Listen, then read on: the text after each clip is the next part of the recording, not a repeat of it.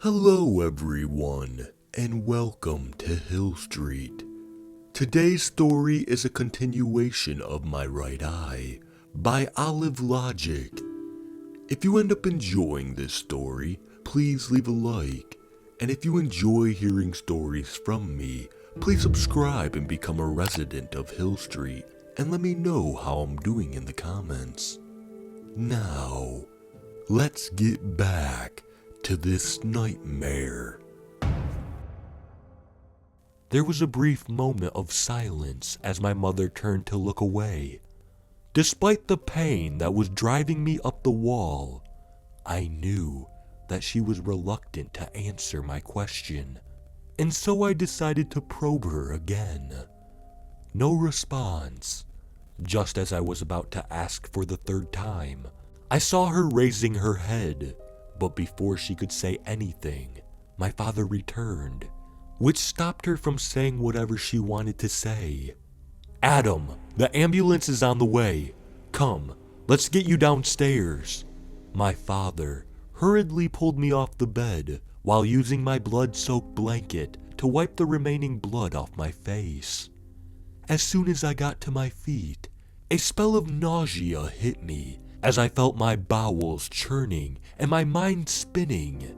Before I could say anything, I blacked out. "You're old man, and now this is happening. For God's sakes, Joel, I told you before, but you didn't believe me. You think I'd die dragging you and Adam to Uckland for fun, is it?" "You wanted to get away from your old man. Fine. You wanted to cover up that your old man has still not kicked the bucket. Not okay. But because I love you, fine. But this whole sucker nonsense." "It's Sokka! Sokka! I told you the day we found out Adam's gen—" I was swimming lazily in the dark void when I suddenly heard echoes of my parents' voices. They seemed very distant, yet close at the same time. I tried my best to listen in to my parents, but the more I focused, the more I realized that I had picked up on a third voice giggling amongst them.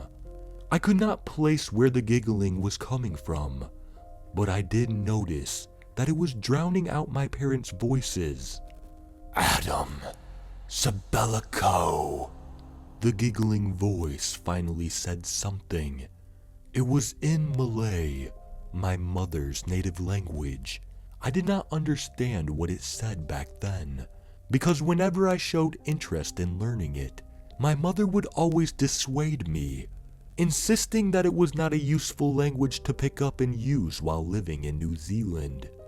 But recounting this story now, I can tell you that the voice said, "Adam, beside you." At the time, I did not turn to look. Of course, I was like a bubble floating in empty space, just going on and on and on, my eyes looking forward. That was until I saw something in the distance. My parents. They were standing in what appeared to be a cutout of a small ward in a hospital, and I saw my unconscious body laying on the bed next to where they were standing and having an argument. Hands raised, mouth spitting saliva, and with exaggerated head movements. The whole package. I felt my floating self coming to a halt when I noticed something peculiar. There was a blanket covering my unconscious body, but the part that covered my abdomen seemed to be bulging. Not only that, but the top of the blanket seemed to edge upwards and started to envelop my head. My parents were busy with their shouting match and did not seem to realize the oddity.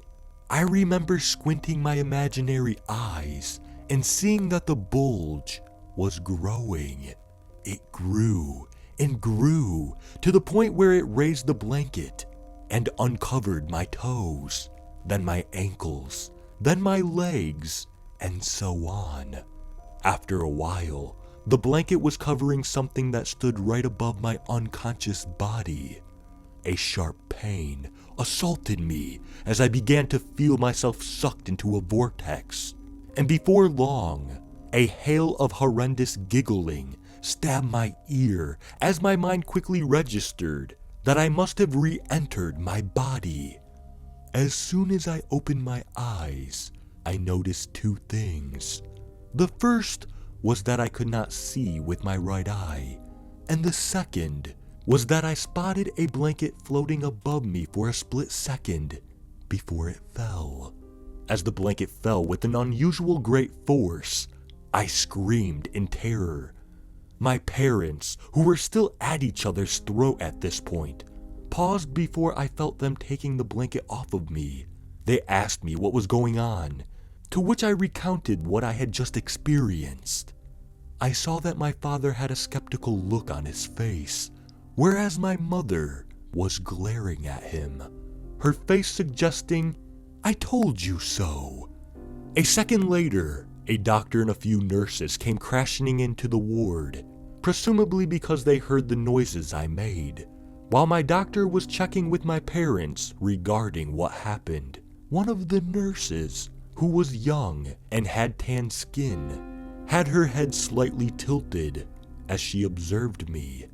She did not look like the rest of the nurses, who were all white and had blonde hair. The nurse reminded me of my mother.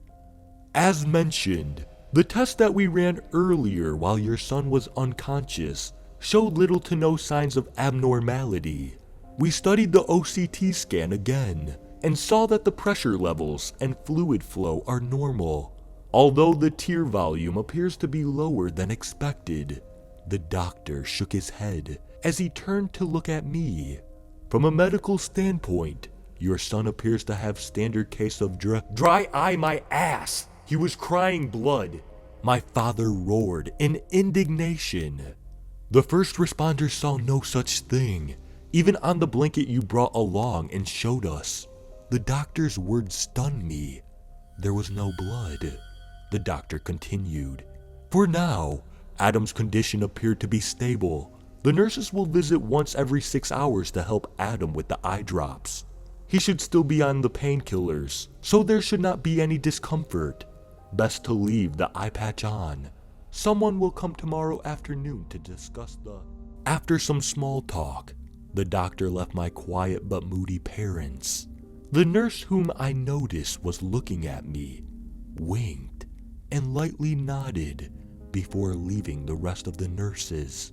With only the 3 of us left in the ward, I turned to ask my mother the question I had asked before I passed out. I asked, "Do I have a..." "There's something we need to tell you, Adam."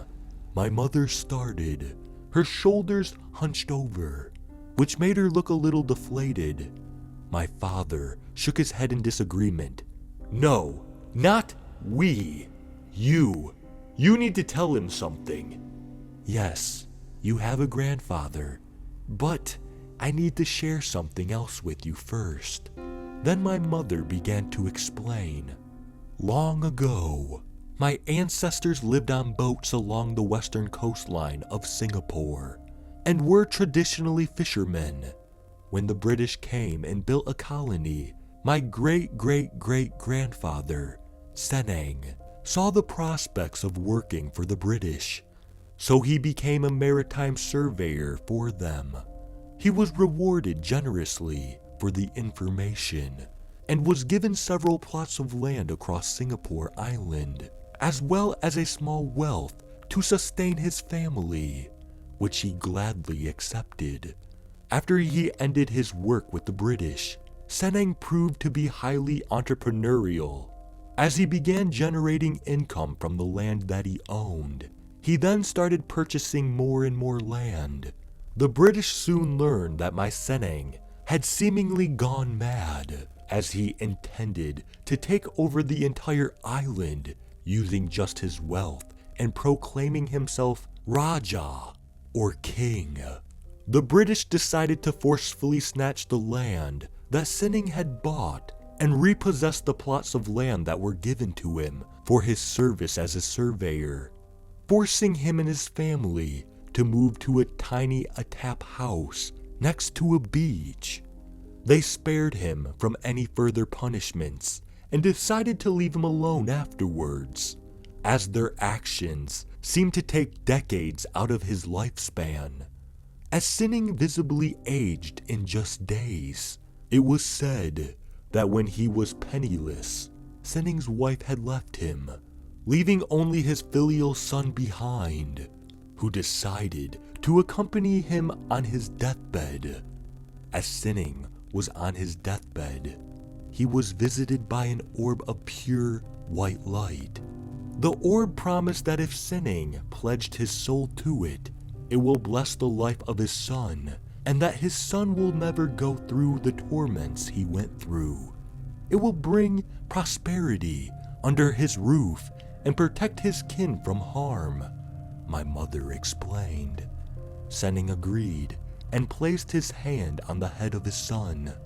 The orb of light split into two and went separately into the right eyes of Sinning and his son, where it shined brilliantly like the moon on a clear night.